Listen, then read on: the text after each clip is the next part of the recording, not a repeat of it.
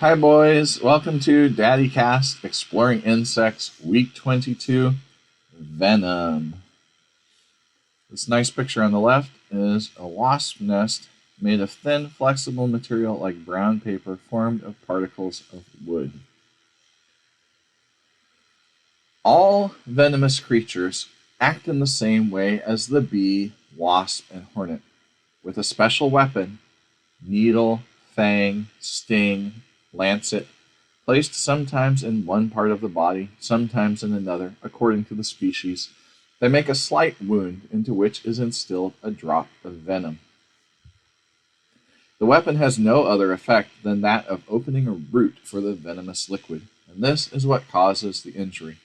For the poison to act on us, it must come in contact with our blood by a wound, which opens the way for it.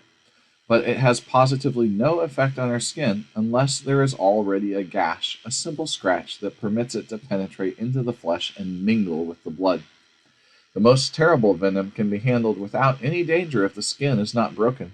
Moreover, it can be put on the lips, on the tongue, even swallowed without any bad result. Placed on the lips, the hornet's venom produces no more effect than clear water. But if there is the slightest scratch, the pain is atrocious. The viper's venom is equally harmless, as long as it does not mingle with the blood. Courageous experimenters have tasted and swallowed it, and yet afterward were no worse off than before. Is that true, Uncle? People have had the courage to swallow a viper's venom?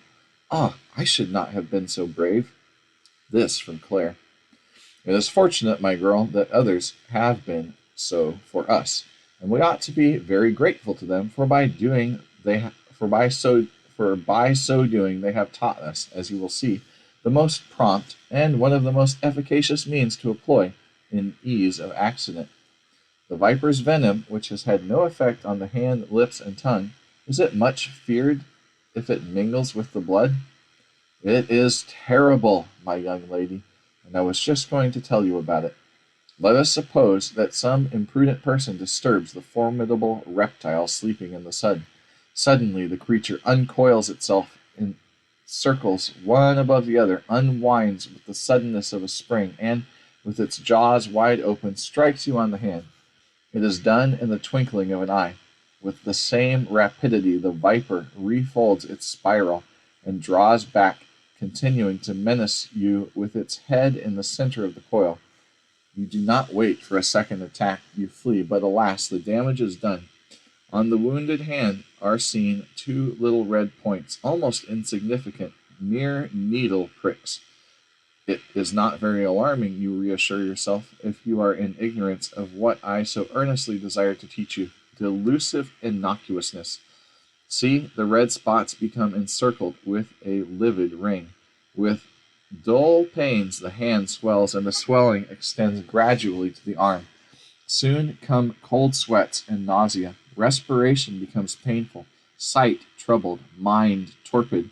A general yellowness shows itself, accompanied by convulsions. If help does not arrive in time, death may come. You give us goose flesh, Uncle, said Jules with a shudder. What should we poor things do if such a misfortune happened to us, away from you, away from home? They say there are vipers in the underbrush of the neighboring hills. May God guard you from such a mischance, my poor children. But if it befalls you, you must bind tight the finger, hand, arm above the wounded part to prevent the diffusion of the venom in the blood. You must make the wound bleed by pressing around it. You must suck it hard to extract the venomous liquid. I told you venom has no effect on the skin. To suck it, therefore, is harmless if the mouth has no scratch. You can see that, if by hard suction and pressure that makes the blood flow, you succeed in extracting all the venom from the wound itself is thenceforth of no importance. For greater surety, the wound should be cauterized as soon as possible with a corrosive liquid, aqua fortis, or ammonia, or even with a red-hot iron. The effect of the cauterization is to destroy the venomous matter. It is painful, I acknowledge, but one must submit to it in order to avoid a worse evil. Cauterization is the doctor's business. The initial precautions, binding to prevent the diffusion of the venom, pressure to make the poisoned blood flow, hard suction to extract the venomous liquid, concern us personally, and all that must be done instantly. The longer it is put off, the more aggravated the evil. When these precautions are taken soon enough, it is seldom that the viper's bite has injurious consequences. You reassure me, uncle. Those precautions are not difficult to take if one does not lose one's presence of mind. Therefore, it is important that we should all acquire the habit of using our reason in times of danger, and not let ourselves be overcome by ill-regulated fears. Man, master of himself, is half master of danger.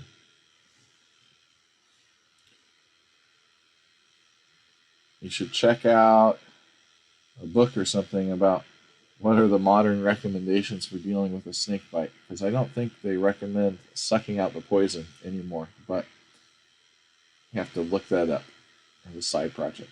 All right, that's the end of this chapter. I'll talk to you guys later.